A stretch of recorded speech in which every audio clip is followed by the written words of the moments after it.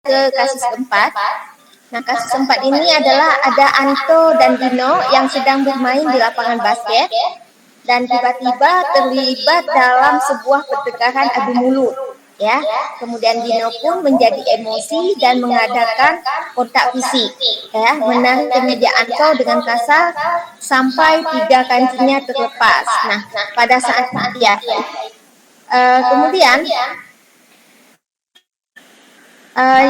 mungkin dilanjut aja Bu Dania dari kasus tersebut, ya, ke pertanyaan Bu Dania. Baik.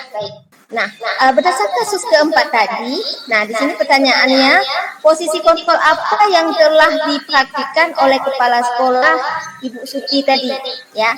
Kemudian hal-hal apa saja yang dilakukannya sehingga Anda berkesimpulan demikian. Nah, di sini kami melihat bahwa posisi kontrol yang dipraktikkan oleh kepala sekolah Ibu Suti ini adalah manajer. Di mana beliau mempersilahkan untuk bertanggung jawab dan menemukan solusi atas permasalahan serta mengajak memperbaiki kesalahannya itu. Dalam kasus tersebut, bagaimana Dino dikuatkan dan bagaimana Anto dikuatkan oleh Ibu Suti. Nah, di sini Dino yang untuk Dino,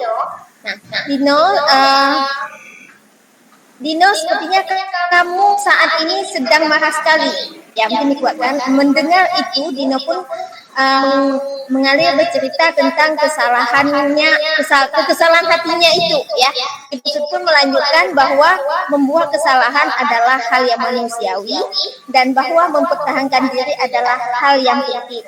Namun meminta Dino memikirkan cara lain yang mungkin lebih efektif. Karena saat ini Dino berada di ruang kepala sekolah, bagaimana kalau kamu menjahit saja? Atau bersediakah kamu? Kemudian Dino tampak ragu-ragu dan menanggapi, menjahit mana saya tahu. Bagaimana menjahit itu, Bu? Nah, Ibu Suti kemudian meneruskan, apakah kamu bersedia belajar menjahit? Kemudian Dino berpikir sejenak, memandang ke meja Anto dan menanggapi, yang mengajari saya siapa, Bu? Dengan cepat Ibu Suti menjawab, Pak Irfan, guru tata busana. Kemudian Dino itu kembali diam sejenak dan memandang ke meja Anto yang tanpa kancing itu. Baik. Akhirnya Dino mengangguk dan menyetujui. Dan sepanjang siang itu Dino belajar menjahit dan memperbaiki kemeja Anto. Kemudian Ibu Suti balik bertanya kepada Anto, hal apa yang bisa dilakukan Dino untuk memperbaiki masalah? Anto pun menjawab, saya perlu kancing saya diperbaiki, Bu. Ya, Ibu, saya akan Baik, Bu Dania, sedikit lagi mungkin. Saya akan sangat marah kalau melihat kancing-kancing baju saya ini copot 3 kancing. Baik, mungkin dilanjutkan Bu Dania. Nah, kira-kira nilai kebajikan atau keyakinan sekolah apa yang dituju dalam kasus tersebut? Nah, kalau hasil diskusi kami bahwa nilai-nilai kebajikan di sini adalah yang pertama adalah tanggung jawab, di mana di sini usaha memperbaiki kesalahan, kemudian saling menghormati, di mana memberi kesempatan untuk menerima maaf dan memperbaiki kesalahan. Yang ketiga, percaya, di mana di sini memberi ruang agar Dino dan Anto mampu menghargai keputusan yang diambil guna memperbaiki hubungan persahabatan mereka. Yang selanjutnya adalah tenggang rasa, saling menjaga nilai-nilai berperilaku yang baik satu sama yang lain. Keempat adalah kedamaian dan kesatuan, di mana di sini saling bersinergi untuk membangun hubungan baik demi tujuan bersama. Mungkin sekian paparan dari kelompok kami. Selanjutnya saya kembali kepada Bu Dania. Terima kasih saya ucapkan kepada Ibu Lami dan Ibu Mukniati. Baik, sesi selanjutnya ialah umpan balik yang tadinya 10 menit mungkin 5 menit lagi tinggal ya kepada teman-teman yang kelompok 2. Mohon siapa yang ingin menanggapi? Baik, Bu Desiana silakan. Assalamualaikum warahmatullahi wabarakatuh. Waalaikumsalam warahmatullahi wabarakatuh. Terima kasih kepada Bu Dania dan teman-teman yang telah mempresentasikannya, sungguh luar biasa sekali ya. Jadi di sini saya ingin bertanya sedikit tentang keseharian kita di sekolah masing-masing ya Bapak Ibu ya. Jadi kan ada 5 posisi kontrol. Ada pembuat rasa bersalah, teman, penghukum, pemantau, dan manajer. Jadi di sini saya ingin bertanya sedikit, bagaimana cara kerja kita sebagai seorang guru agar kita tidak mengambil sikap sebagai pembuat rasa bersalah. Karena selama ini kan saya sendiri sering melakukannya, Bapak Ibu, sering melakukannya. Saya rasa itu mungkin sudah benar. Jadi dengan saya mengikuti modul 1.4 ini, rupanya yang saya lakukan itu salah. Jadi saya ingin bagaimana dari teman-teman menyikapinya, bagaimana kita untuk tidak melakukan hal tersebut. Terima kasih.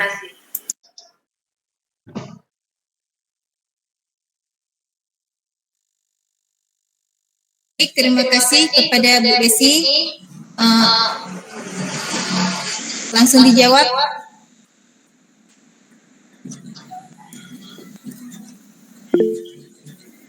Ya, Bu. Baik, Silakan, Bu Rami. baik, terima kasih Bu Desi atas pertanyaannya. Fenomena yang Bu Desi alami itu adalah kasus yang semua kita hadapi, gitu ya. Menurut penerawangan saya dari angkasa seperti itu juga. Jadi kayaknya saya kram karena baru kali ini ke angkasa. Jadi Iya, benar Bu Rami. Saya bilang itu tadi. Astagfirullahaladzim. Gaya grafisasi itu. Jadi, baik. Tadi pertanyaan bagaimana menyikapi ya Bu Desi ya? Iya. Bagaimana cara kita menyikapi sebagai guru agar kita tidak mengambil sikap sebagai pembuat rasa bersalah? Oke. Jadi seperti ini Bu Desi, kita sudah belajar tentang teori kontrol, kita sudah belajar tentang restitusi. Nah, restitusi ini juga kita belajar tentang berarti yang mengontrol itu kita sendiri Bu Desi.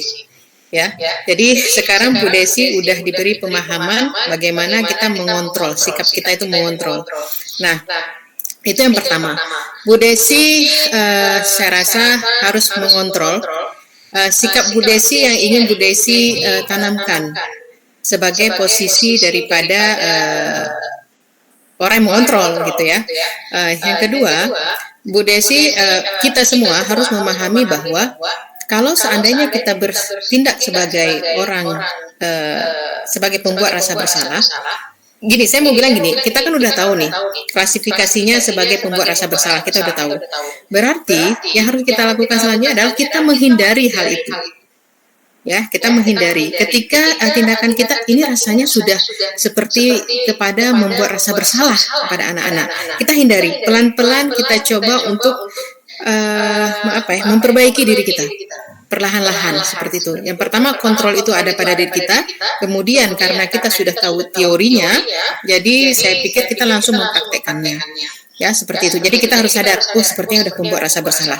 Nah, karena gini, karena ketika saya yakin bahwa ketika kita agak melenceng mungkin ya, kan perasaan kita jadi nggak enak ya.